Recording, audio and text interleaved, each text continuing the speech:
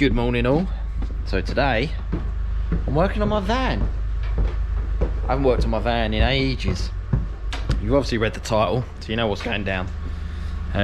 So just to give you a little summary, this is my turbo van. It is a 2 litre Zetec turbo. It's fully forged, it's got a set of valve springs in it, Max Mini ECU, one of Zeus Speed's tubular exhaust manifolds, externally gated, just down there. Focus RS inlet manifold, Mondeo diesel front mount intercooler in black so you can't see it. And yeah, makes about 300 horsepower last time I used it. Now the turbo it is on is like a Turbonetics something or other, T something whatever, I don't really know. And it started to leak a little bit of oil and it smokes and stuff like that, and there's quite a bit of play in the shaft, and it is a journal bearing turbo, so that's why I'm going to change the turbo today. Last time I took the van out, I was at Santa Pod and I launched it really hard. If you look back through some of my older videos, and what happened was the back mount snapped, and then when the back mount snapped, the engine swung forward, the turbo hit the rad, bent the rad. Doesn't leak though, so I haven't changed it because I can't bothered. And the drive shaft fell out of the inner cup, so I rebuilt the drive shaft, put a new back mount on it. I treated myself to some Vibrotechnic engine mounts, by the way. So I changed the gearbox mount, the top mount and the back mount. Not that you can really see them, but it's got some half decent mounts in there now, so it's all nice and solid, and that won't happen again. But yeah, so the turbo smokes, so that's what the job is today. I've seen a few people run these turbos and they've got really good results out of them. So I emailed the company, and quite nice of them, they actually gave me a trade account. So I ordered myself a turbo. It cost me about £500 delivered to the UK, so I didn't think that was too bad. Here's the box. It looks like a knockoff Precision turbo box, but we won't judge. You get some nice gaskets with it as well, a few fittings. You also get the V-band for the back of the turbo. I suppose I'll show you the turbo now. So as I'm a professional, here it is sitting on the floor. As I said, you get the V-band for the back of the turbo, which is quite nice, so that should make it a bit easier when I just weld that to my exhaust system, cut off the one I've got there at the moment. Nice little taper in there as well, so I can bury it into. It's an actual roller bearing turbo. This is sized as like a GT3071, so I think it's like just a copy of like the Garrett range. But yeah, T3 inlet, V-band 2.5 inch outlet. It's got the ported cover because I opted for that. Yeah, seems alright. For £500, I'll give it a go. Mate's wanting one of these are like well over 500 horsepower, and I don't want anything near that. So I mean, if it makes anywhere near 350, 400 horsepower, I'll be happy with that.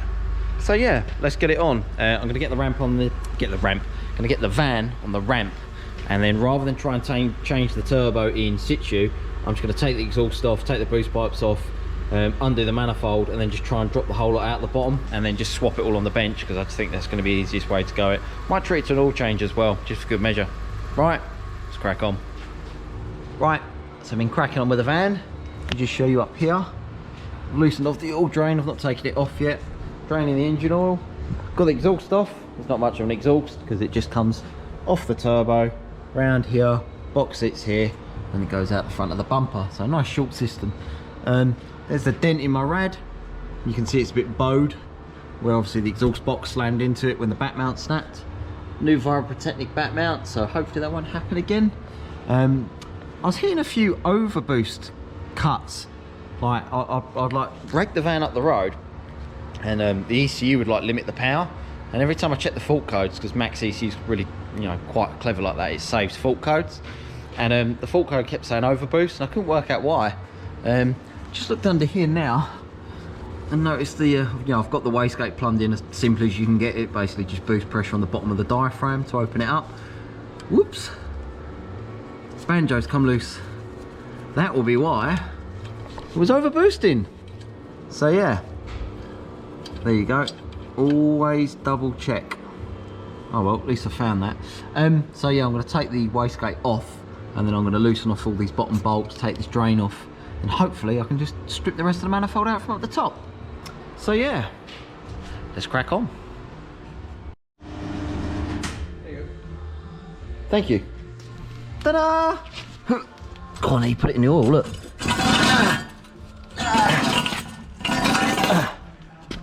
there's my old smoker. Just got to get the new one to fit. Right, let's take this to the bench and strip it apart. I have the turbo off. Not that you can really see. Quite a bit of free play there. And it is only a journal bearing turbo as well. So yeah. It's actually quite small. Well, that's got the big step on the bottom of it. Yeah, adapter for the exhaust. Shiny, shiny. It's even got the option for a turbo shaft speed sensor, which is cool. And the other thing, there's got no outlet, so I'm gonna have to drill a hole, maybe put that fitting in there, or get one on my toolbox, something like that. Cool. It's actually slightly bigger as well. Or is it smaller? Can't tell. So anyway, I'm gonna clean this up, get that bolted to that, and see what we're working with. So I've shoved the turbo on the manifold. I think it's the right way around. Yeah, that's it. I'm gonna have to move all the compressor housing around, but I've got to take it off to drill the hole for the fitting anyway.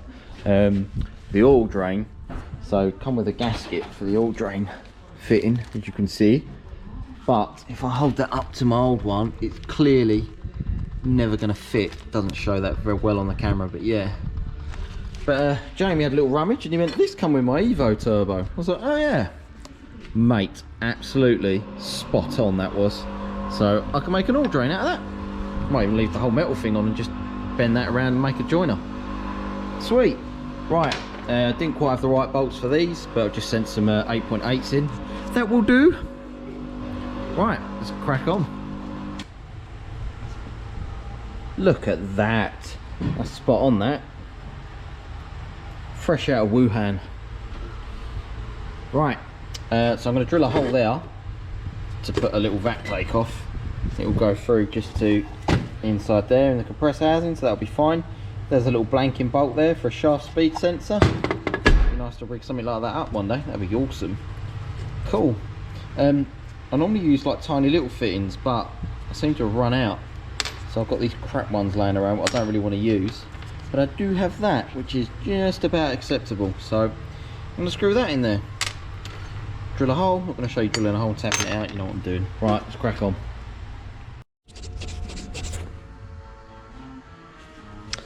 Right, shove the cover back on, screwed the little fitting in there, bit of lock and seal so that won't come out this time. The fitting that come with a turbo, I think it's AM4, something like that. And it's got, this was supplied with it, it's got a little 1mm restrictor in the top, but the oil line on my van is -3.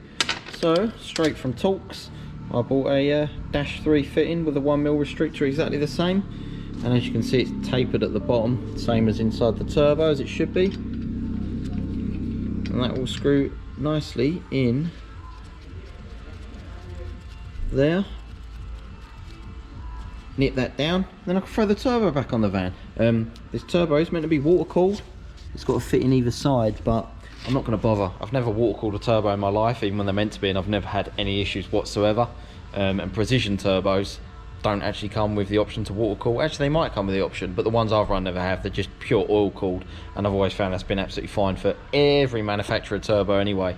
So yeah, I'm not going to bother. I'm just going to run this as it is, oil cooled. Right, let's tighten that down, get it back in the van. So, got the manifold on, tighten the top bolts up, bottom ones are all in hand tight. I'm going to tighten them up from underneath. Put the oil feed on. It's a bit loopy, but it's alright, it clears. Looks alright in there. I haven't tightened up the compressor housing yet because I just want to make sure it lines up with the boost pipe and stuff, or I can move it around before nipping it all up. I'm going to take it up now, tighten the bottom bolts, and then make the exhaust fit, I reckon. So, I got a bit carried away and forgot to film, as always. Done the oil drain. The exhaust, can't really see that well, but I literally, hang on, can't really, about there. So the flange that come with the turbo, the V-band, I bolted it to the back, and then the old V-band, it's slotted perfectly inside of it. It's like a little machine lip, it was like it's meant to be. Don't have my TIG here, so I busted out the old snap-on MIG and just MIG'd it on. It's not too bad. Had to bend the brackets a little bit, the exhaust sticks out a little bit more now, but I'm not bothered with that. I've just tightened up the cover with the compressor housing facing this way. fitted the little boost takeoff reference for the Mac valve for the boost control. Just connected that up to that little fitting I drilled and tacked. Just got to put the boost pipe back in, but before I do that I'm going to do the screamer pipe. I just cable tied the vac pipe onto the banjo bolt, and this time I'm going to put a little bit of Loctite on it just so it doesn't come unscrewed again. Oh, that oil drain didn't fit very well because it sort of bent the other way, so all I done was just cut the pipe off and then just push the original drain on that I had on the van anyway. So it's back to how it was really, but yeah, it fits quite well. I'm quite happy with that. Just want to drive out the road now. Right, I'm gonna crack on. And that is jobbed. Look how pretty that looks. Can't wait to map it, see what sort of power it makes. Put fresh oil in it, new oil filter, giving it all a clean up, make sure there's no oil leaks, and there isn't. Jobbed. Plugged all the lambda sensor back in. Exhaust pokes it a bit more now, but I can live with that. Woohoo! Maybe, just maybe, I should take it on a little road test. Right, so I've got the turbo on, it's all running and driving now as you can see. Seems to drive alright, no real different. The only thing I've noticed is it's sort of, I can hear the turbo spooling a lot more, and it seems to spool earlier, obviously being like a ball bearing turbo. So yeah, I'm quite happy with that. I haven't mapped it yet. What I have done is turn the boost down to wastegate pressure, because obviously you've got to start low and then work your way up. I don't know how the fuel map's going to be with this turbo, so I don't know what it's going to drive like. I don't know if it's safe or whatever. I've set all the safety parameters up in max. They were set anyway, like lean fuel, lean lambda trip, and overboost protection, stuff like that. So yeah, all I really need to do is map it, but I am driving, so I do kind of want to see what it goes like. So temptation has definitely got the better of me. Let's oh, I can't see a thing. Let's give it a little tickle, see what it feels like it goes like.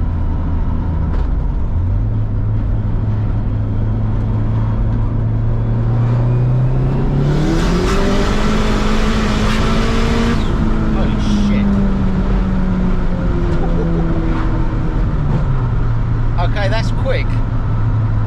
That's very quick. Definitely spools faster. Definitely spools faster. Ha! That is quicker at actuator pressure than what my old turbo was like at like 20 psi. Ooh, I want to go and throw this on the dyno. I will save that till the next video. Right, that's it for this video. I'm going to call it an end. Like, share, subscribe if you like it. If you don't like it, then don't. Cheers, guys.